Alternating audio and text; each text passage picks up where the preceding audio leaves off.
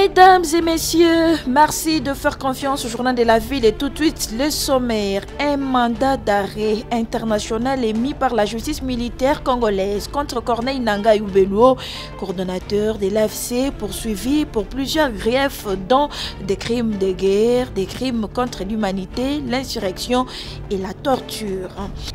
Le collectif pour l'IDPS originel rejette en bloc les consultations entamées par la CENCO et l'ECC pour la sortie des crises qui, pour le collectif, ne cadre pas avec l'accord de Luanda qui ne reconnaît pas les supplétifs du Rwanda appelé M23.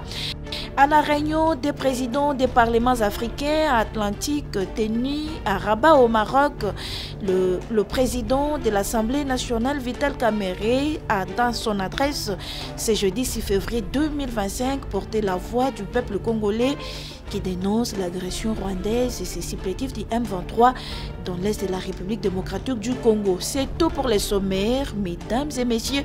Encore une fois, bienvenue dans ce journal.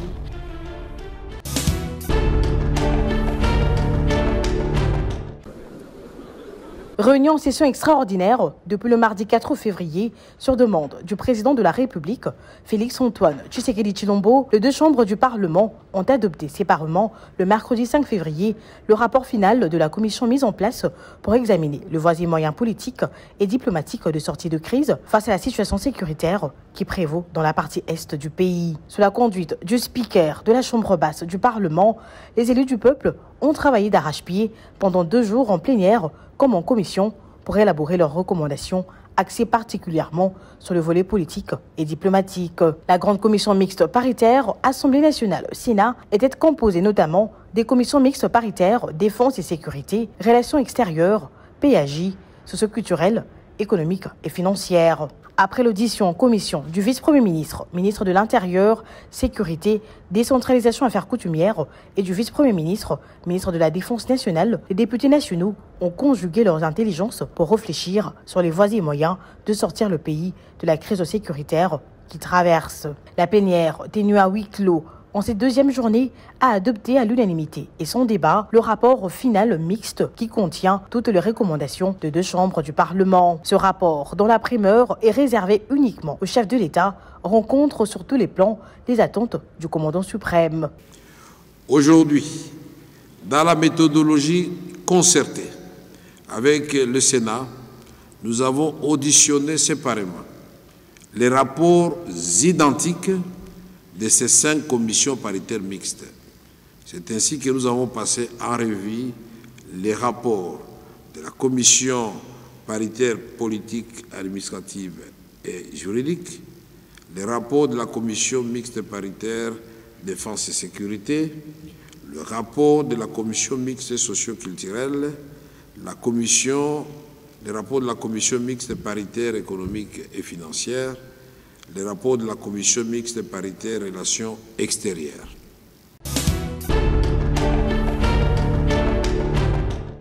La série de consultations entamées par la Conférence épiscopale nationale du Congo CENCO et l'Église catholique auprès des acteurs clés de la République démocratique du Congo dans le cadre de leur projet de la sortie des crises intitulé « Pacte social pour la paix et vivre ensemble » se poursuit. Ce jeudi 6 février 2025, la CENCO et l'ECC ont rencontré le chef des confessions religieuses. Nous sommes allés dans les fonds pour présenter l'initiative que vous connaissez déjà. Nous sommes dans le cadre des consultations des acteurs clés de notre société, du côté de la composante politique et de la société civile. Aujourd'hui, nous avons pensé ouvrir la série de la société civile par les chefs des confessions religieuses. Et donc, nous avons partagé l'initiative, les approches, la méthodologie, la rationalité, les objectifs, mais aussi les défis qui nous attendent en tant que nation, en tant que leader, mais aussi par rapport au paradigme actuel des événements. La CENCO et l'ECC avaient rencontré hier, mercredi, l'opposant d'Élysée Sanga, président du parti En Vol. Nous sommes en train de les sensibiliser pour une bonne compréhension du projet de pacte social en faveur de la paix et de bien vivre ensemble. Nous sommes venus leur expliquer la méthodologie et aussi recevoir leurs avis sur par rapport à ce qui est prévu pour faire mieux. Et là, nous avons été édifiés par le sursaut national qui a fait les amendements. Dans leur démarche pour la sortie des crises, la CENCO et l'ECC veulent rencontrer même les pays voisins. L'approche est d'abord nationale et puis on ne peut pas imaginer résoudre la problématique de l'insécurité dans notre pays sans aller au niveau de la sous-région des Grands Lacs. Mais pour y aller, nous devons d'abord avoir un consensus national. Nous devons être capables d'avoir la vision commune, la compréhension commune de la crise et nous mettre d'accord sur les voies et moyens pour mettre fin à cette crise. C'est pour les pactes pour la paix et le vivre ensemble.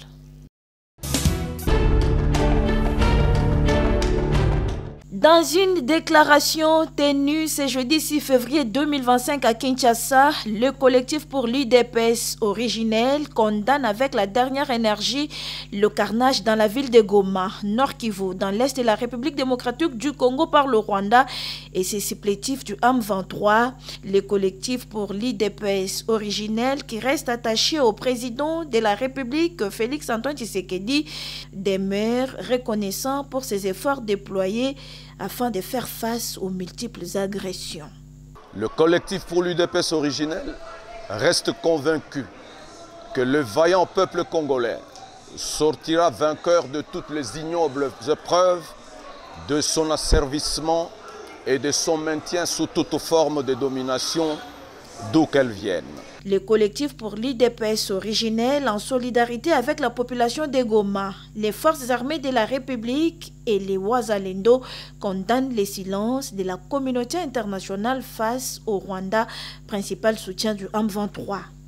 Le collectif pour l'UDPS originel s'insurge contre la duplicité et la complaisance de l'Organisation des Nations Unies face à l'agression dont la République démocratique du Congo est victime depuis 30 ans de la part du Rwanda et de l'Ouganda. La complicité de la MONUSCO et de ses agents qui ont désarmé les éléments de notre armée et qui n'ont pas protégé ni défendu les populations civiles congolaises. L'heure n'est pas à la distraction. Le collectif pour l'UDPS originel appelle toutes les tendances et sensibilités issues de l'UDPS originel à l'unité.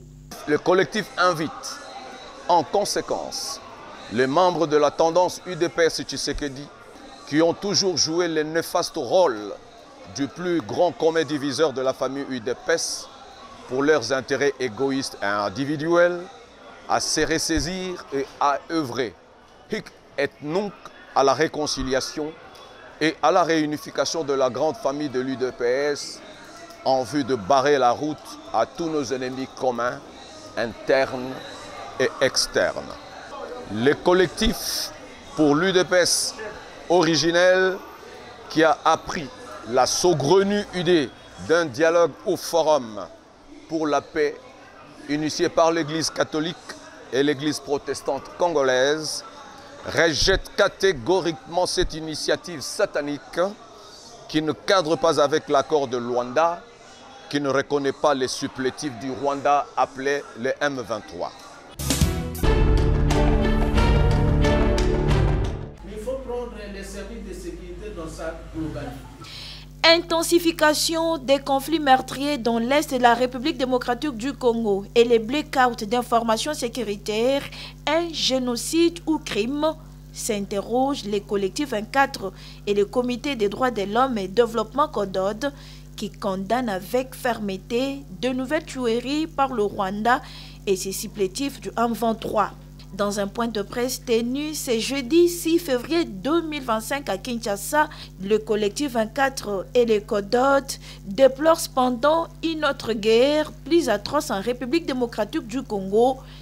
Il s'agit de la guerre d'information, une guerre nocive qui déstabilise tout le monde, dont les militaires au front. Cette forme de guerre ne peut être gagnée que par une armée numérique et la promotion du droit d'accès à l'information. Les collectifs 24 et le Code d'ordre rappellent au gouvernement de la République les droits d'accès à l'information et la sécurité qui sont de droits humains qui ne s'opposent pas.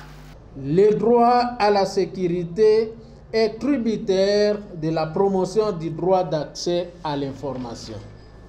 Le collectif 24 et Code d'ordre déplore également l'acharnement contre les journalistes, les défenseurs des droits humains, les autres activistes, les militants de l'UDPS et ressortissants kassaïens par les forces rwandaises qui appuient les éléments de l'AFC M23 sous l'impuissance totale des autorités de ces mouvements. Une occasion pour les collectifs 24 de recommander au gouvernement de la République de reporter toute décision de nature à rompre la cohésion nationale, d'organiser l'enrôlement de l'armée numérique au même titre que l'armée traditionnelle, de débloquer tous les réseaux sociaux et instruire les sociétés de communication d'améliorer en toute urgence leurs services, d'instruire les ministres de la Communication et Médias, ministre de la Jeunesse, ministre de l'Enseignement supérieur, le ministère de l'Éducation et Nouvelle Citoyenneté, d'organiser dans le cadre de la mobilisation populaire une semaine d'éducation aux médias afin de former une armée numérique pour mettre fin à la guerre d'information.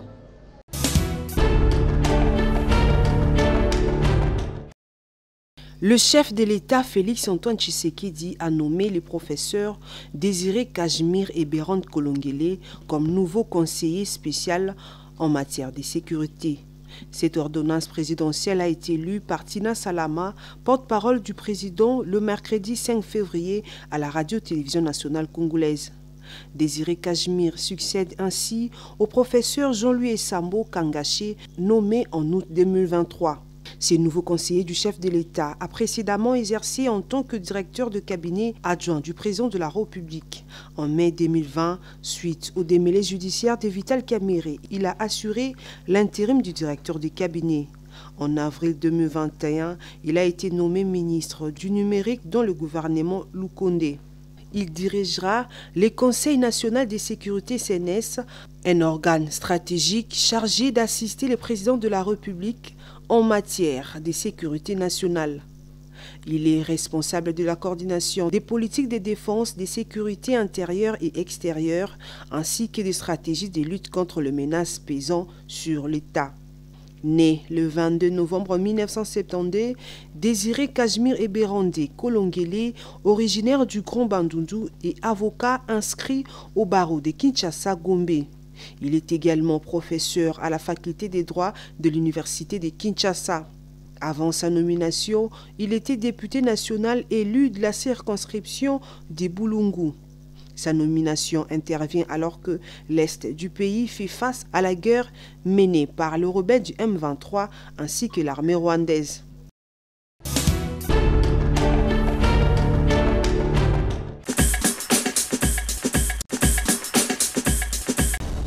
Nous sommes arrivés à la fin de ce journal de la ville. Mesdames et messieurs, merci de l'avoir suivi. Le prochain rendez-vous est fixé pour ce vendredi et d'ici là, portez-vous bien.